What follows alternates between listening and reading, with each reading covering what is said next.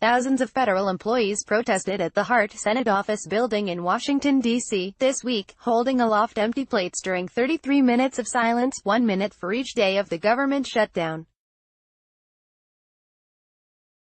Some plates carried the message, "We'll work for pay." Unions representing the 800,000 federal workers who were either locked out or forced to work without pay organized the demonstration.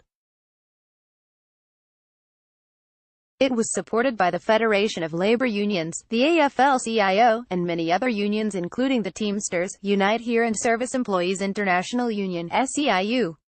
Since the day in December that President Trump shut down the government, the unions representing government workers, including the American Federation of Government Employees, the National Federation of Federal Employees and the Professional Aviation Safety Specialists, supported their members by organizing public protests across the country, establishing food banks, and filing lawsuits to reopen government.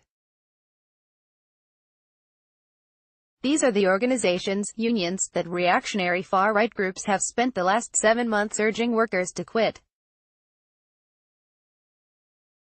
Get out now that you can, the right-wingers calling themselves right-to-work patrons told public sector employees in YouTube videos, Facebook ads, tweets, telephone calls and door-to-door solicitations.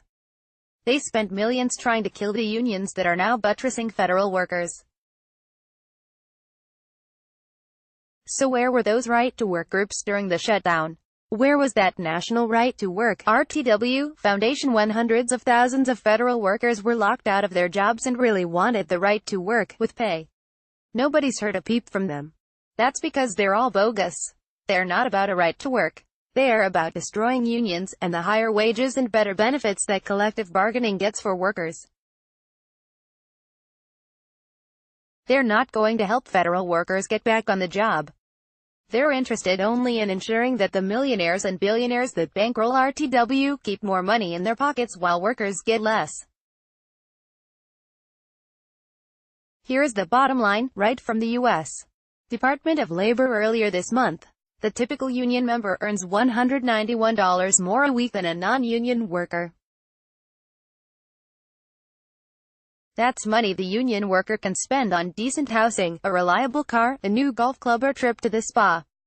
That spending gins up the economy, creating jobs for other workers. It pulls more workers into the middle class.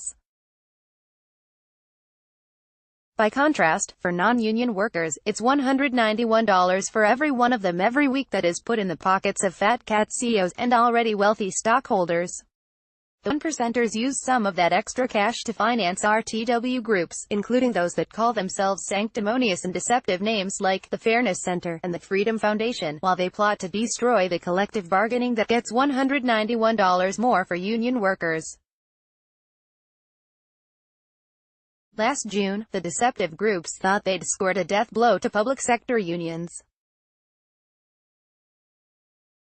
Ultra-conservative 1%ers had bankrolled a lawsuit all the way up to the now ultra-conservative U.S.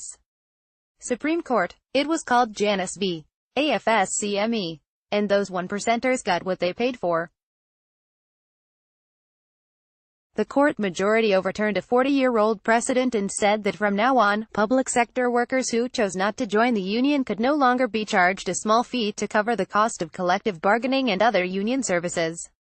Federal law still requires unions to provide these services to non-members at organized workplaces. The deceptive groups believed Janus would starve public sector unions to death as they hired staff for collective bargaining and lawyers to represent workers in grievances while workers stopped paying for those services. Public sector unions didn't die. The same Department of Labor news release that said union workers earn $191 more a week also said public sector union membership dipped only 0.5% last year. Hardly a death knell, it's fairly consistent with annual declines over the past decade. Also, the private sector rate declined slightly, and private sector unions are unaffected by the Janus decision. Those public sector unions clearly are offering their members something valuable, something that makes workers willing to join and pay dues despite deceptive groups arm twisting to quit. The food banks are great, but the lawsuits that unions representing federal workers have filed are probably the best example of public sector unions' value right now. It's hard enough for an individual or even a group of individuals to get the money together to hire a high-profile, experienced law firm to take on the federal government. It would be impossible for workers who now haven't been paid in a month, who can't make their car loans, utility bills, and mortgages. But for their unions, which are all the workers joined together, it is possible. The National Treasury Employees Union and the National Air Traffic Controllers Association filed a suit together that was the first to get a hearing. They lost the first round because the judge said he would not be responsible for the chaos that would ensue if he issued an order forbidding federal employees to work without pay. There's another hearing in that case, however, scheduled for January 31st, during which the judge will consider the union's request for a preliminary injunction against the government. Workers can win. A suit filed after the 2013 shutdown succeeded. It argued that failing to pay federal workers on their regularly scheduled payday violated the Fair Labor Standards Act. The judge ordered the government to pay double the amount owed to 25,000 workers. This time, the American Federation of Government Employees hired the lawyer who represented the workers in that case, Heidi Barakovich. She filed suit for them in December alleging that Trump was illegally forcing more than 400,000 federal employees to work without pay. The actual number, estimated at 420,000 initially, had risen as Trump last week ordered more workers back on the job without pay, including 36,000 Internal Revenue Service employees, 2,200 Federal Aviation Administration safety inspectors and 400 Food and Drug Administration safety workers. That reduced the number locked out to about 340,000, using Barakovich's successful Fair Labor Standards Act tactic. The National Treasury Employees Union also filed a lawsuit asking a judge to order the government to pay workers.